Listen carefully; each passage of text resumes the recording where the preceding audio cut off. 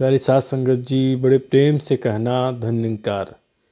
प्यारी साध संगत जी, जैसा कि 76वें संत समागम में ही माता जी ने एक टॉपिक दिया हम सबको कि सुकून क्या है, सुकून कैसे ज़िंदगी में लिया जाए।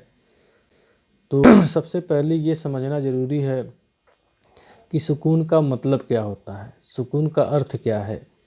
तो सुकून को अगर हम अर्थ में देखें तो सुकून का एक मतलब होता है शांति, एक मतलब होता है अमन, एक मतलब होता है ठहराव, एक मतलब होता है विराम। जब तक हमारे जीवन में इंद्रियों के साथ हमारे मन का नाता जुड़ा है तब तक हमें सुकून की प्राप्ति नहीं हो सकती, क्योंकि जो ठहरा ही नहीं है वो ज़िंदगी में ठहराव कहाँ से ला सकता है। ठीक उस प्रकार से जैसे हम किसी प्रकार की कामना करते हैं तो कामना की अगर प्राप्ति नहीं होती तो हमें क्रोध उत्पन्न होता है, और क्रोध उत्पन्न होता है तो उसके बाद हमारे अंदर जो है हमारे जो मन बुद्धि जो समझने की शक्ति होती है वो नष्ट हो जाती है। तो फिर हमें शांति या सुकून मिलेगा कैसे? सुकून तभी मिल सकता है जब हम अपने भाव को इस प्रकार जोड़ते हैं, जैसे कि एक कछुआ होता है, वो जब विषम परिस्थितियाँ आती हैं तो अपने सारे अंगों को अपने अंदर ही ले लेता है और उस परिस्थितियों से बच जाता है। ठीक इसी प्रकार से जब हमारा इंद्रियों के साथ अटैचमेंट नहीं होगा, यानी जुड़ाव नहीं होगा, अगर हमारा इंद्रियों के साथ जुड़ाव है तो फिर सुकून नहीं मिल सकता। सुकून तभी मिलेगा जब हम इंद्रियों के साथ हमारा जुड़ाव ना हो। जब इंद्रियों के साथ जुड़ाव नहीं होगा तो राग द्वेष क्रोध भय आदि से हम बच जाएंगे, और जब जहाँ राग द्वेष क्रोध भय है वहाँ सुकून नहीं। जब हम इन सब से बचते हैं तो फिर सुकून आता है, फिर आनंद आता है, क्योंकि जब तक जीवन में वो चीज़ें जो हमारे मनों को और प्रकार से जुड़े हुए हैं तो उसके साथ जब जुड़े रहते हैं तो फिर सुकून नहीं। मौन होना या शांत हो जाना शांत होना नहीं होता। कोई व्यक्ति शांत बैठा है तो इसका अभिप्राय वो नहीं कि वो शांत है, उसके अंदर फिर भी हलचल मचा हुआ है, तो वो सुकून नहीं हो सकता। जैसा कि भाव से स्पष्ट हो रहा है कि शब्द सुकून का एक अर्थ ठहराव भी होता है, जहाँ विषयों का कोई बहाव न हो, इंद्रियों का कोई लेना देना ना हो, जहाँ एक शांति के अलावा कुछ नहीं घटित होता, जहाँ एक शब्दों में कहा जाए कि इंद्रिय का कोई रोल ही नहीं, वह जो है सुकून होता है। जो सुख दुख में समान रहता है, यानी सुख होने पर जो प्रसन्न नहीं होता और दुख होने पर जो दुखी नहीं होता, वह जिसके अंदर राग और द्वेष नहीं होता वह सुकून है, उस स्थिति को सुकून है। तो वो स्थिति में रहने वाला सुकून को प्राप्त करता है, और जो इन सब चीज़ों में जुड़ा रहता है वह उस सुकून की अवस्था को प्राप्त नहीं कर पाता।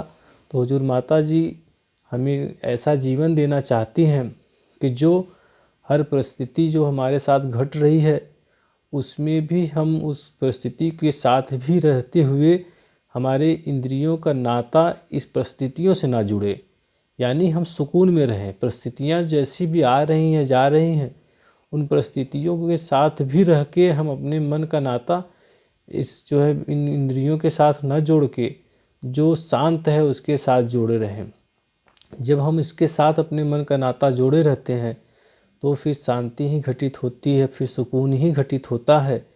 अन्यथा फिर वो जीवन में उस तरीके की बातें घटित नहीं हो पाती।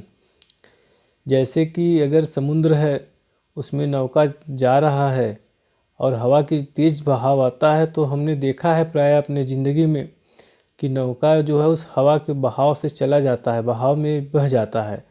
ठीक इसी प्रकार से जिसका इंद्रियों पे बस नहीं है, वो जो है इस एक भी इंद्री के साथ जिसके साथ उसका रिश्ता बन जाए, चाहे वो आँख से देख ले, कान से सुन ले, मुख से बोल ले, किसी भी प्रकार से जो इंद्री प्रबल होती है वो उसके साथ हो जाता है, जिससे सुकून से वंचित हो जाता है।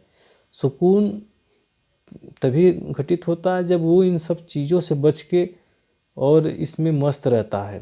वो परिस्थितियाँ जैसी भी हो पर वो उस परिस्थितियों से जुड़ता नहीं, तो वो सुकून को प्राप्त होता है।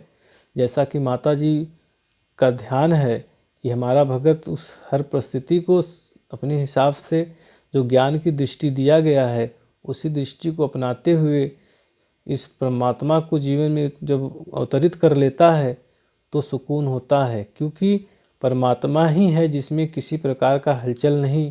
तो जब जो हलचल में है उससे सुकून तो मिल नहीं सकता, जो हलचल में नहीं है उसके साथ रिश्ता जोड़ लेने के बाद फिर सुकून ही सुकून मिलता है।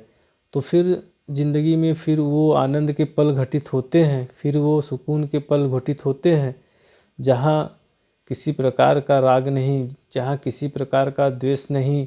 इसी को कबीरदास जी ने कहा, कबीरा खड़ा बाजार में मांगे सबकी खैर, ना काहू से दोस्ती ना काहू से बैर। कि वो एक अवस्था, एक आनंद की अवस्था जहाँ पे किसी प्रकार का कोई राग नहीं, किसी प्रकार का कोई द्वेष नहीं, सबके लिए एक जैसी अवस्था। सब में परमात्मा को देखने वाला ही सबके लिए एक सुंदर भाव रख सकता है। कबीरदास जी कह रहे हैं कि ना काहू से दोस्ती ना काहू से बैर, कि एक स्थिति जहाँ पे उसको व्यक्ति दिखाई ही नहीं देता, वो जो है मात्र ब्रह्म में रहता है। और जो इस अवस्था में रहता है वो राग व द्वेष से परे होता है, और जो राग द्वेष से परे है वो सुकून में है। और जो सुकून में है वो ज़िंदगी का आनंद लेता है, ज़िंदगी का लुत्फ़ उठाता है, वह ज़िंदगी के मकसद को पूरा करता है।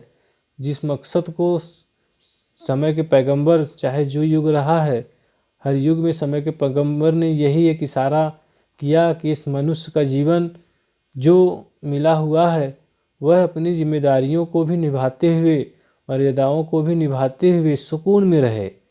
इसीलिए बाबा जी ने 5 प्रण का प्रावधान किया कि हम इस 5 प्रण को भी मानते हुए इसमें जो है अपने जीवन को इस कदर से जिए जिसमें सुकून और आनंद हो, एक ठहराव हो, ताकि हम जैसी भी समय से गुजरें, चाहे जैसी हमारे साथ परिस्थितियां आएँ, हम अपना आपा ना खोएं, हम अपने में मस्त रहें, सुकून में रहें, तो फिर वो ज़िंदगी में आनंद घटित होता है।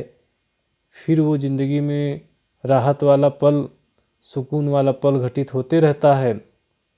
तो फिर और कोई बात नहीं बनती ज़िंदगी में, फिर वो कोई कारण नहीं बनता, कोई बहकावा नहीं कि कोई कुछ कह दिया और हमारे मनों का स्थिति डगमग हो गया, क्योंकि उसको पूर्ण विश्वास है अपने सद्गुरु पे। उसको पता है कि जो ये हमारा मन जिन चीज़ों से जुड़ रहा था वो हमारे लिए कहीं न कहीं दुख का कारण था। आज गुरु कृपा से ये जो दृष्टिकोण मिला है, जो गुरु ने हमें इन सब चीज़ों से ऊपर उठा के ज़िंदगी का मकसद दिया है, तो उस मकसद को पाने के बाद वह इस परमात्मा का जीवन में उपयोग करता है। और ये परमात्मा जो अडोल है, जो निर्लेप है, जो राग द्वेष से परे है, उसके साथ जुड़कर ये भगत भी अपने आप को राग द्वेष से परे कर लेता है। वो बेशक संसार में दिखाई तो देता है कि वो हर चीज़ें को संसार की भांति कर रहा है, परंतु उसका मन निर्मल होता है, उसके मन में अमन की स्थिति होती है, इससे वह सुकून और शांति को, आनंद को प्राप्त करता है। तो फिर ज्ञान चर्चा में आगे फिर हम इसको आगे बढ़ाएंगे। तो इसी वचनों से हम अपनी बात को विराम देंगे। प्यार से कहना, धन्यकार जी।